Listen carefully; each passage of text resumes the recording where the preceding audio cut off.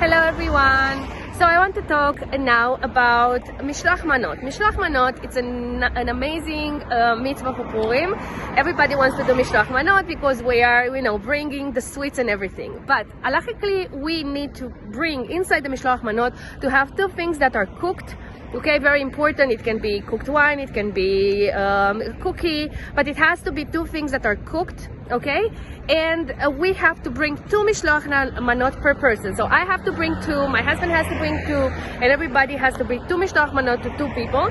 So we say Mishloach Manot for friends. Of course, this is written in Megillat Esther that we have to do it every year, but this mitzvah is mostly for those people who we didn't really connect so good in the past year, and it can make friendship together. When we give to someone that we had a little bit of not 100%, sometimes it's very nice to to bring Mishloach Manot and then everything is forgotten suddenly, and that's the purpose of this mitzvah. Another purpose of this mitzvah is for those people who are very ashamed to say that they don't have enough money to do the Seudat Purim, to the meal for Purim.